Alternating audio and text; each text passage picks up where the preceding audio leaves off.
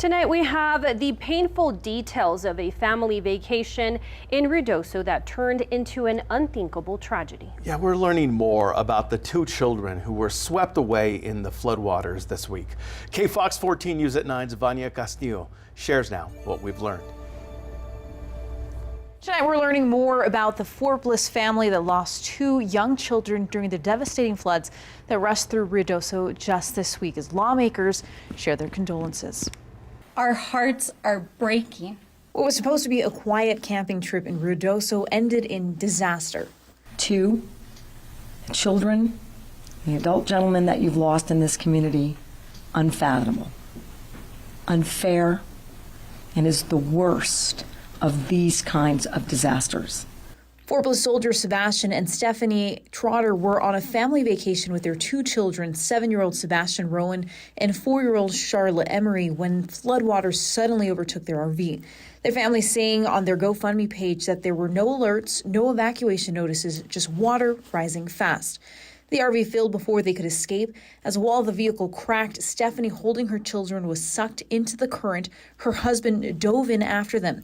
He managed to lift their son up into a tree, but Stephanie and Charlotte were carried away, debris splitting the mom and daughter apart. Stephanie was drowning until she found a piece of wreckage and clung to it until help came. Both parents survived, but their children did not.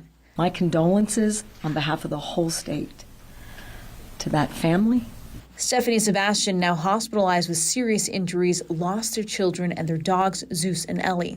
These losses are lifelong, and there are no words that can take away that devastation. According to their family, Sebastian loved soccer, Charlotte sang and danced her way through every room. Their families say they were curious, kind, and joyful to the core. We are truly heartsick and sorry.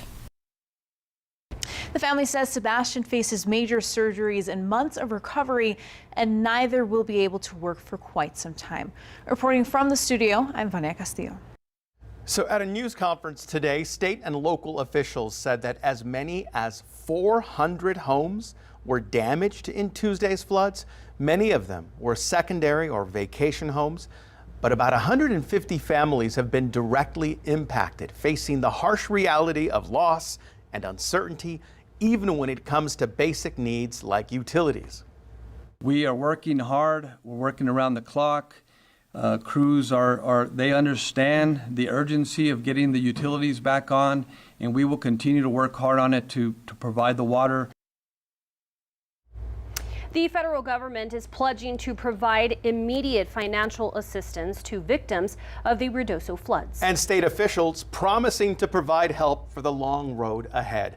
KFOX 14 News at 9's Melissa Herrera was in Ruidoso today and brings us this report.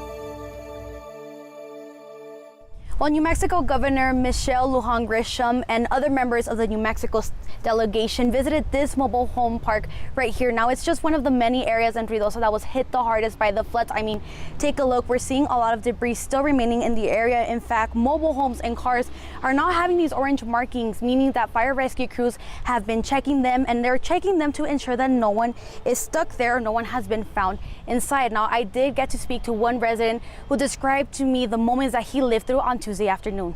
You just feel the power of God, Mother Nature. I mean, scary. Native El Pasoan Arturo Olivas says he lost everything during Tuesday's deadly flash flood in Ruidoso. My daughter's trailer is behind my house, is smashed up against my house with the telephone pole through her house. We lost pretty much everything we have inside the house. Search crews continue recovery work across the village. This is y'all's place? Yeah. Okay, and everyone's out safely? Yeah. Okay. Just trying to self-defense, Olivas says that he's grateful for the help that's on the way.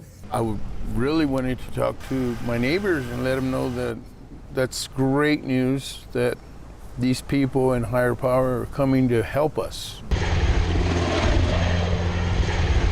Governor Michelle Lujan Grisham got an aerial view of the damage during a press conference. She says that they're working with federal partners to get more help to Ruidoso. But this community should expect in the next day and days and weeks, tens of millions of dollars making its way over coming months, 100 million or more. And overall, we got a long way to go. We're talking about sizable resources to recover this community. Well, during a press conference on Thursday, officials are saying that they're taking steps to prepare for a potential flood happening this weekend. Now, along with that, they say that swiftwater crews and the National Guard will be remaining in the area to be prepared. I'm reporting for Ruidoso, Melissa Herrera. So you can follow our continued coverage of the Ruidoso floods online, where we update you on any new developments and post extensive content. Be sure to follow us on social media, and you can go to kfoxtv.com.